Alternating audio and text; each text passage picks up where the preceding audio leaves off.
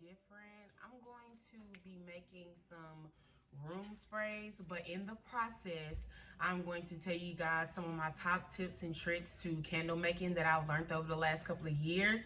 I'm excited about it, so let's jump right into the video because this is going to be good.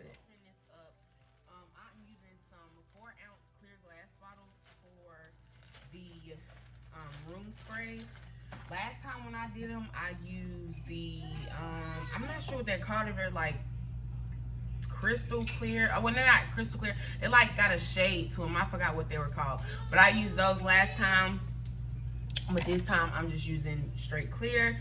This is what they look like, and then this is the container they're going to be going in. Let me get a quick thumbnail.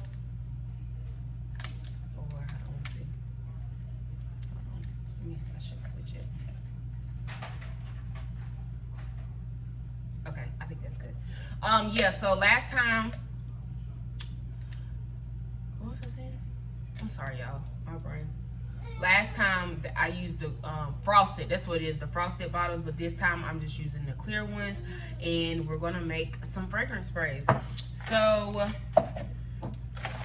and I ordered from a different company this time, so it should be interesting to see how it goes. So what we're gonna do, like I said, we're gonna be making fragrance sprays. So I am gonna talk about that process, but I'm also gonna talk about the tips and tricks to candle making.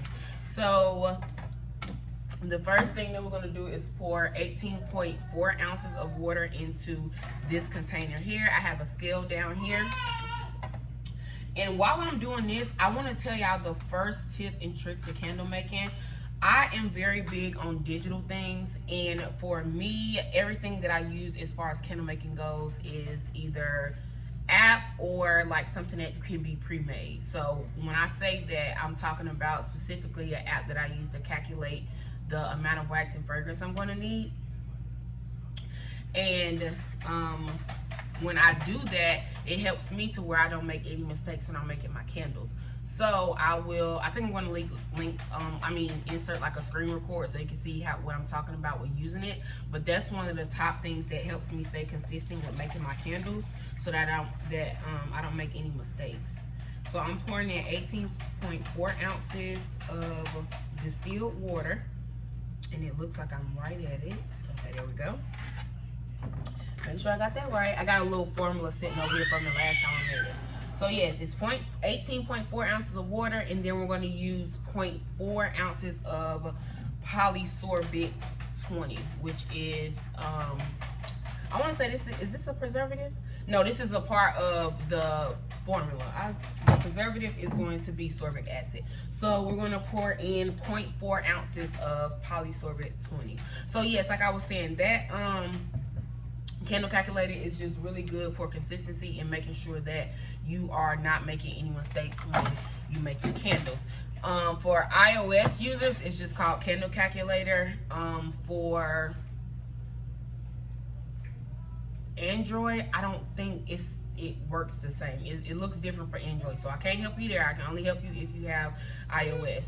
So to make sure that I am measuring this correctly and don't over measure, I'm going to take the picture off of the scale and put just a regular candle jar on here to measure out the Polysorbate 20. Yeah, my son is in the background just doing whatever he do, so that's why I keep looking over to the left. But let's get this poured, and this is really pretty thick, so this is just a part of the process. Okay, that is 0.4. Dang, that wasn't a lot. So this is all that we need, as you can see. 0.4 ounces. And then we're going to do 1 ounce of fragrance oil. For this specific blend, because we're going to be making 5 bottles, I'm going to be going in with Clean Cotton by Candle Science. Make sure y'all can see that. Clean Cotton by Candle Science. And this smells so good. I use this. They kind of changed the formula. I might have to mix them with this because it's not as strong as I remember it. So hold on, let me see what I can find to mix with this. Okay, so here is the candle calculator app that I was telling you guys about. So pretty much you need to know the water weight, the percentage of oil you're going to use, and how many candles you're going to make. I've explained water weight in a different video. I'm not going to address it in this video particularly, but there is information on it. So you will enter the water weight, the amount of oil, and then how many candles. At the bottom it's going to tell you the total wax you'll need and then the total amount of oil you will need. This is why I say this is a good app to use and to go digital, because you literally cannot make a mistake with this. Once you put the accurate amount that it tells you, you're going to pour evenly across all candles, and that just keeps me from not making mistakes. So this is a great app. So to make this smell a little bit more even, I'm going to go in with something a little stronger, which is Baby Powder by Flaming Candle. That way it smells a little bit more clean. I don't know if they changed the whole formula, but it just doesn't smell like the clean cotton that I'm used to. So I'm going to put half of the baby powder in here. And then I'm going to put half of the clean cotton to get 1 ounce. Because we have to put 1 ounce of fragrance oil in. Alright, we got 1 ounce. I'm going to show y'all. Let me see. Pouring it in. And we have to add the sorbic acid, and then I'm going to blend this really, really, really well. So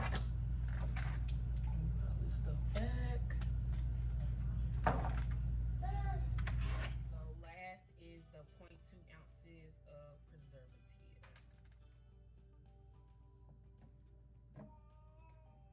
And this is what the sorbic acid looks like. And this is from Crafter's Choice. So if you are interested in making this specific blend, it is simple and easy. Some places have the base already made and you just add the fragrance oil. So however you want to do it. I didn't mind doing it since I already had the products before I found out about the fragrance spray base. So it is what it is. Going to do 0.2, which is not much. Okay, this is literally 0.2. So we're gonna pour that in.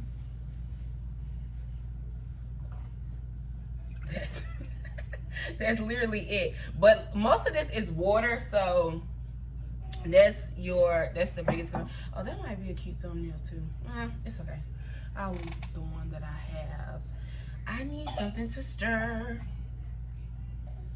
I wasn't gonna mention this as a tip and trick, but it is important to at least mention it. So this is pretty much a stirring spoon for alcohol or a mixed drink, but these are really good for stirring your wax, stirring any kind of fluid or mixture when it comes to candle making. So if you want something that like mixes the stuff really well, get you one of these, okay? So I'm going to stir this mixture together here really good. And as you can see, the fragrance oil turned it its own color, which is like a yellow.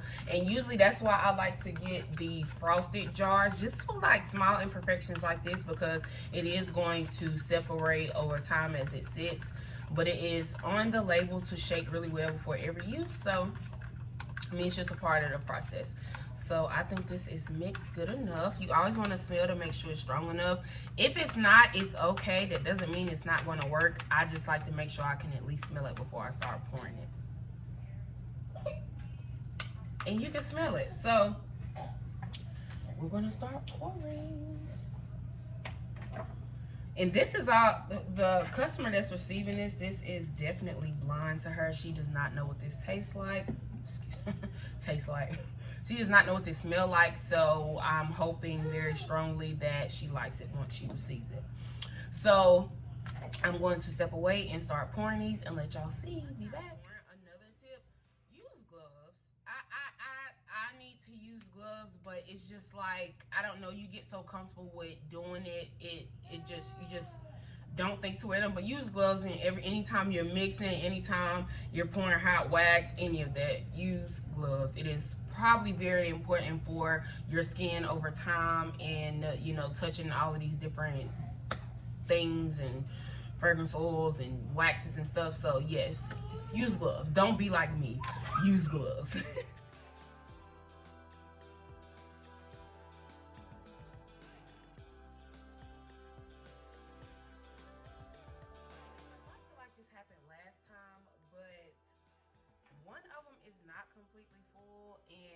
I strongly feel like this happened last time too.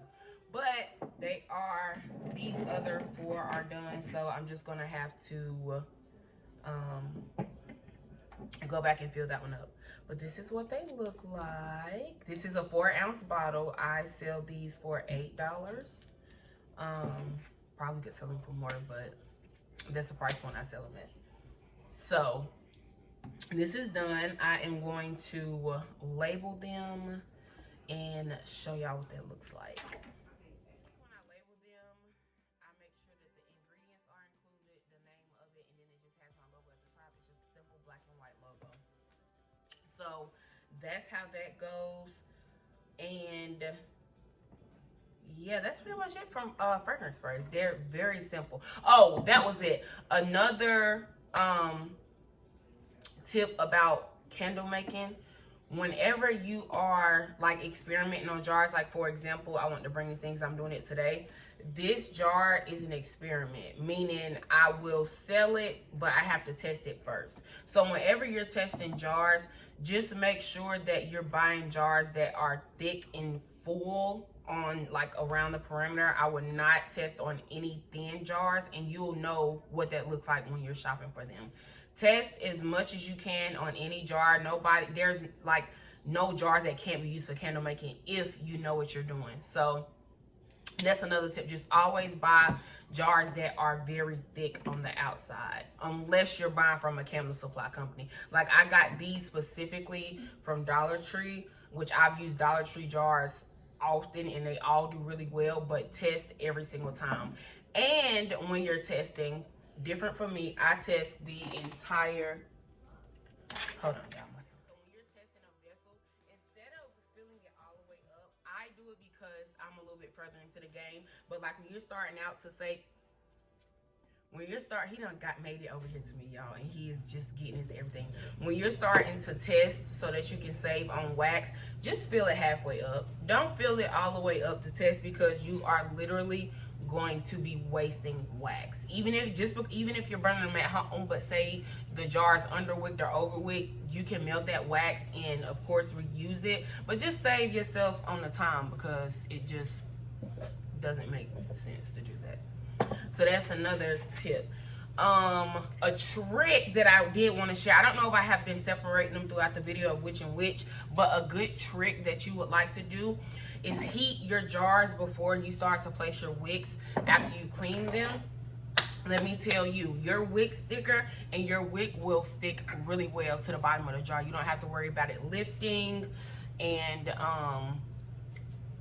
that is really good, because wick stickers don't always do so good. I literally, knowing how experienced I am, I literally earlier today was testing the same jar, put the wick sticker in there without cleaning it, just because I'm testing it at home, and I poured the wax, whatever, and went to like put the wick on a wick clipper, and it literally lifted. So in the middle of the wax,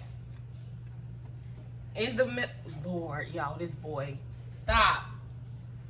In the middle of the wax being hot. So I had to just center the wick without it sticking, which is fine because I'm testing it. But if you heat your jar up, then that will be very helpful as far as not worrying about your wick stickers lifting when you decide to start testing. So hold on to that, because that is like, son, that is like my #1 trick. Hold on, y'all. I feel like these will be a great like Christmas idea.